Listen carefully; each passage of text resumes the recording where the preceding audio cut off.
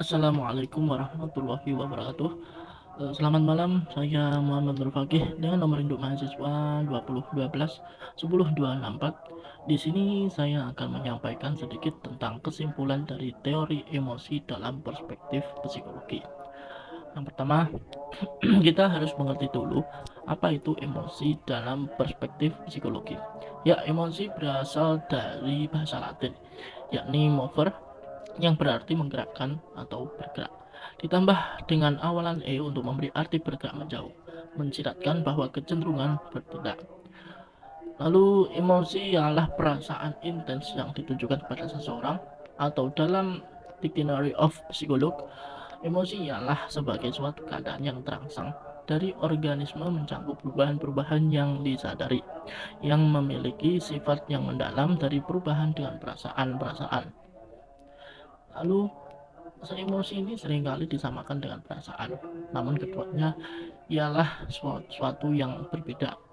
Emosi bersifat lebih intens dibandingkan dengan perasaan, sehingga perubahan jasmanilah yang ditimbulkan oleh emosi lebih jelas dibandingkan oleh perasaan.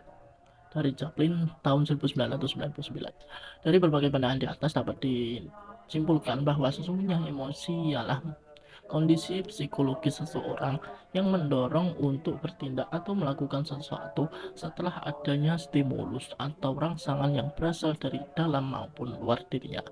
Jadi, emosi memiliki reaksi yang kompleks yang dapat mengandung aktivitas dengan derajat yang tinggi, sehingga terjadi perilaku yang akan menimbulkan kegoncangan yang kadang-kadang terjadi ketegangan dalam hubungannya dengan lingkungan.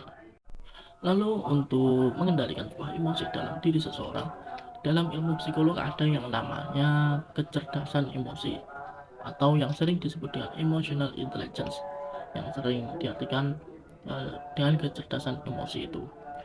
Kecerdasan emosi ini bukanlah suatu yang baru di dalam bidang psikolog. Istilah ini sengaja dikemas oleh ahli agar dapat ditangkap dengan mudah oleh orang-orang di luar disiplin ilmu psikologi. Para ahli menyebutkan bahwa banyak penelitian yang menyatakan bahwa kecerdasan umum semata-mata hanya dapat memprediksi kesuksesan hidup seseorang sebanyak 20% saja. Sedangkan sisanya 80% ialah eh, kemampuan seseorang dalam menggunakan emosi tersebut, atau bisa dibilang kecerdasan seseorang dalam mengelola emosi dalam diri sendiri. Bila tidak ditunjang dengan pengelolaan emosi yang sehat, kecerdasan saja tidak akan menghasilkan seseorang yang sukses hidupnya di masa yang akan datang. Disampaikan dari Gulem.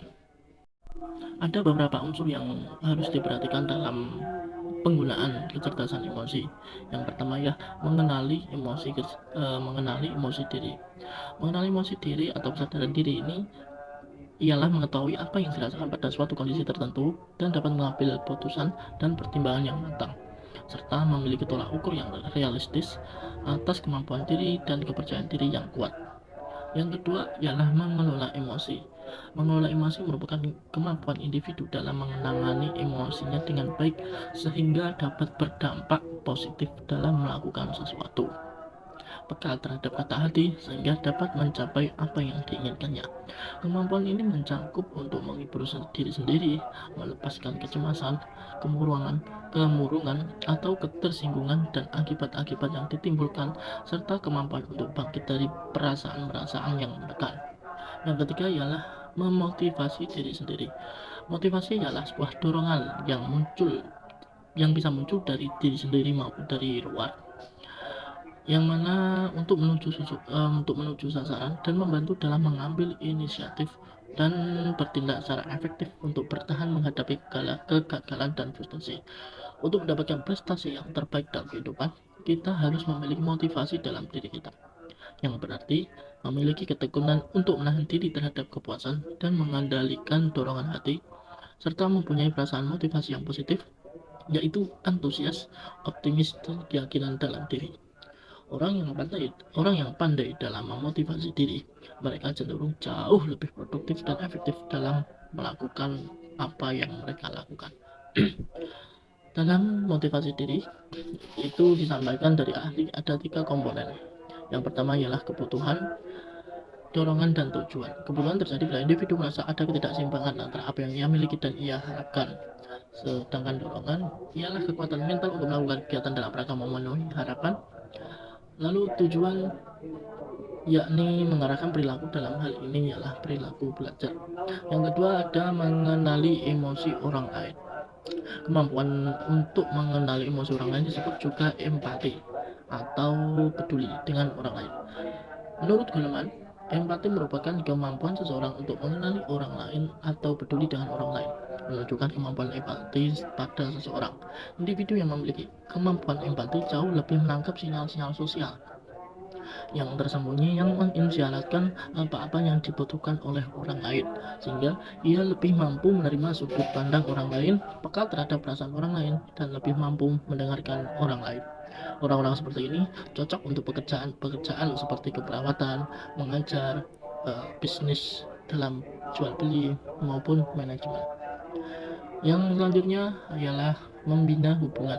Kemampuan dalam membina hubungan merupakan suatu keterampilan yang dapat menangani emosi dengan baik ketika berhubungan dengan orang lain dan cermat membaca situasi dan jaringan sosial.